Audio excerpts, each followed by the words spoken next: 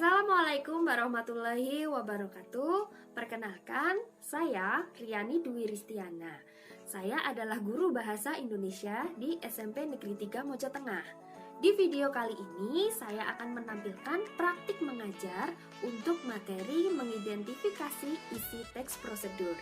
Selamat belajar! Assalamualaikum warahmatullahi wabarakatuh. Selamat pagi anak-anak, apa kabarnya hari ini? Semoga semuanya dalam keadaan sehat walafiat ya. Coba, siapa yang sudah sarapan, acungkan tangannya. Hebat! Sebelum pembelajaran dimulai, jangan lupa kita biasakan sarapan terlebih dahulu ya, supaya kalian bisa mengikuti pembelajaran dengan lebih konsentrasi. Nah, sebelum pembelajaran dimulai, kita berdoa terlebih dahulu ya. Berdoa dimulai.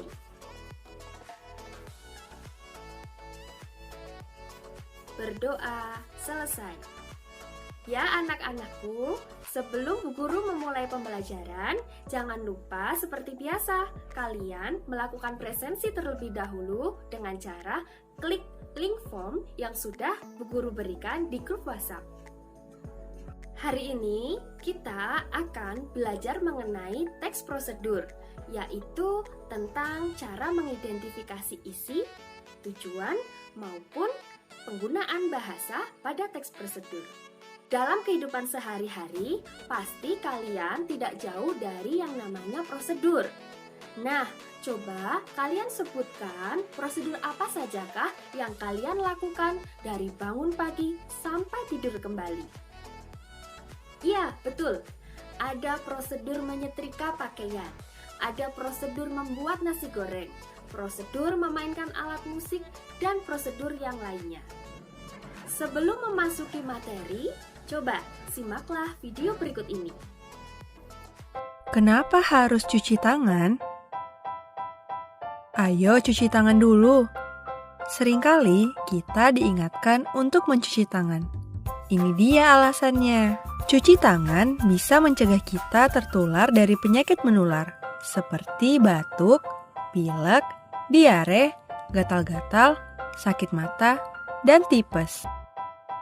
Di telapak tangan terdapat 39.000 hingga 460.000 kuman.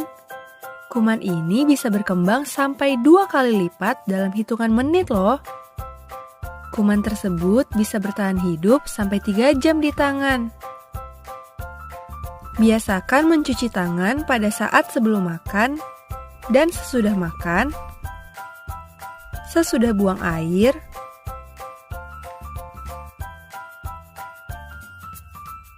sesudah batuk atau bersin,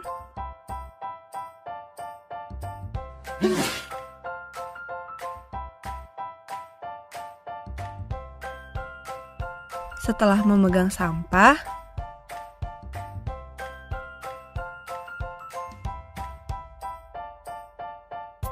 setelah memegang uang, setelah memegang hewan, atau sesudah membersihkan kotoran hewan. Mencuci tangan harus menggunakan sabun. Tak hanya bagian telapak tangan loh, tapi sabun itu harus menjangkau punggung tangan,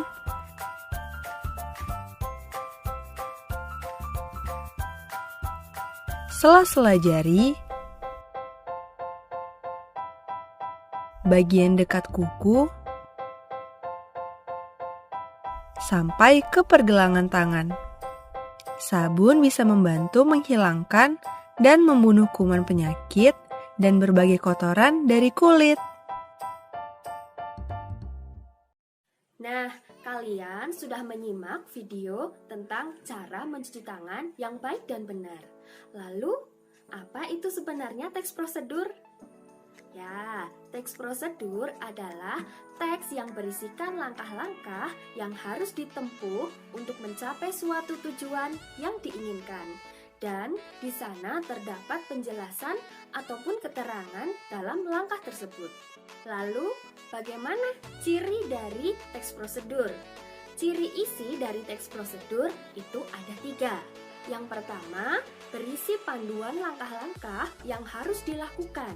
Yang kedua, berisi aturan atau batasan dalam hal bahan ataupun kegiatan yang dilakukan. Yang ketiga, isi kegiatan yang dilakukan harus dilakukan secara urut. Apa sih tujuan dari teks prosedur? Tujuan dari teks prosedur adalah untuk menjelaskan suatu kegiatan yang harus dilakukan agar pembaca atau pemirsa dapat dengan tepat dan akurat mengikuti sebuah proses membuat sesuatu atau melakukan suatu pekerjaan atau menggunakan suatu alat. Coba anak-anakku perhatikan gambar berikut ini. Dari ketiga gambar tersebut, berdasarkan tujuannya, manakah gambar yang termasuk gambar prosedur memainkan suatu alat? Kemudian, manakah gambar prosedur melakukan sesuatu? Dan manakah gambar prosedur tentang cara membuat sesuatu?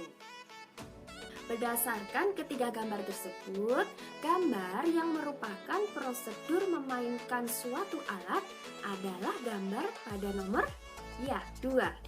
Karena gambar tersebut berisikan cara memainkan chord gitar. Kemudian, gambar prosedur melakukan sesuatu itu terdapat pada nomor 3 ya. Karena gambar tersebut berisikan cara mencuci tangan. Kemudian, terakhir, gambar prosedur yang menunjukkan membuat sesuatu itu terdapat pada nomor 1. Selanjutnya, tentang penggunaan bahasa dari teks prosedur. Penggunaan bahasa dari teks prosedur itu ada 5. Yang pertama, teks prosedur itu biasanya menggunakan kalimat perintah. Kemudian ada kalimat saran, kalimat larangan, dan menggunakan kata dengan ukuran yang akurat, serta menggunakan kelompok kalimat dengan batasan yang jelas. Selanjutnya, coba perhatikan 3 buah kalimat yang saya contohkan kepada anak-anak. Yang pertama ada kalimat berdirilah dengan posisi kaki rapat. Kemudian kalimat kedua, sebaiknya tambahkan sedikit mentega agar menambah aroma kue. Yang ketiga, supaya mendapat hasil yang maksimal, jangan gunakan api yang terlalu besar. Berdasarkan ketiga kalimat tersebut, coba manakah kalimat yang termasuk ke dalam kalimat perintah, kalimat saran, dan kalimat larangan? Berikut pembahasannya. Kalimat pertama yang berbunyi berdirilah dengan posisi kaki rapat. Kalimat tersebut termasuk ke dalam kalimat perintah. Kalimat perintah adalah kalimat yang berisikan makna untuk memerintah. Kalimat ini biasanya memiliki 4 ciri. Ciri yang pertama adalah diakhiri dengan tanda baca seru. Ciri yang kedua, biasanya intonasi pada bagian tengah ketika kita bacakan itu intonasi kalimatnya menjadi naik atau meninggi. Yang ketiga, disusun menggunakan pola inversi. Apa itu pola inversi? Pola inversi adalah pola kalimat yang mana susunan predikat mendahului subjek. Contoh, aduk adonan secara rata. Aduk menduduki predikat, adonan subjek. Jadi kalimat tersebut termasuk ke dalam kalimat perintah karena predikat mendahului subjek. Ciri yang keempat dari kalimat perintah adalah menggunakan kata kerjanya itu berupa kata dasar ataupun kata dengan berimbuhan partikel lah ataupun kan. Contoh, kita punya kata ambil, ambillah, ambilkan. Ketika kata tersebut termasuk ke dalam kata kerja perintah. Pembahasan kedua tentang kalimat sebaiknya tambahkan sedikit mentega agar menambah aroma kue. Kalimat tersebut termasuk ke dalam kalimat saran. Kalimat saran adalah kalimat yang mengandung himbauan kepada pembaca agar selamat, aman, dan dapat mencapai hasil yang maksimal dalam mengikuti panduan melakukan sesuatu. Biasanya dalam kalimat saran itu terdapat kata sebaiknya, terdapat kata seharusnya. Lebih baik jika perlu diingat bahwa ataupun kata usahakan. Pembahasan berikutnya mengenai kalimat supaya mendapat hasil yang maksimal, jangan gunakan api yang terlalu besar. Kalimat tersebut termasuk ke dalam kalimat larangan. Kalimat larangan adalah kalimat yang bersifat melarang kepada pembaca, sehingga pembaca dapat memperoleh hasil yang maksimal dalam mengikuti panduan. Ciri kalimat larangan itu biasanya terdapat dua kata. Kata yang pertama adalah jangan dan kata yang kedua adalah hindari. Jadi, jika kalian bertemu dua kata tersebut, berarti pada kalimat tersebut mengandung kalimat larangan. Selain menggunakan kalimat perintah, saran, dan larangan, dalam teks prosedur juga menggunakan kata dengan ukuran akurat. Contohnya, saya punya kata seperempat tepung. Nah, pada kata tersebut menggunakan kata dengan ukuran yang akurat karena ada angka di sana, ada kata seperempat, begitu. Anak-anakku, ternyata pembelajaran kita hari ini berkaitan erat dengan kehidupan kita sehari-hari, tentang cara membuat sesuatu, melakukan sesuatu, dan menggunakan sesuatu. Semuanya menggunakan suatu prosedur.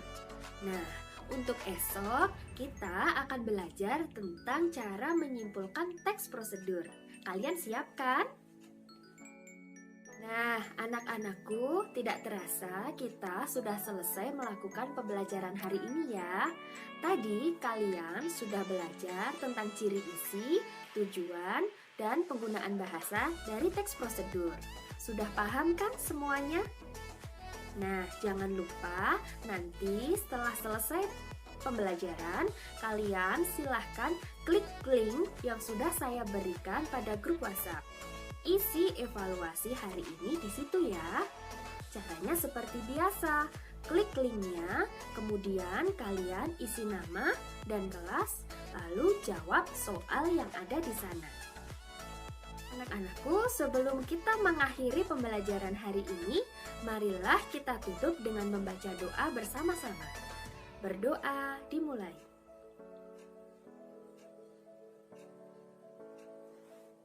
Berdoa selesai. Sampai jumpa pada pertemuan berikutnya. Tetap menerapkan protokol kesehatan dan tetap semangat. Wassalamualaikum warahmatullahi wabarakatuh.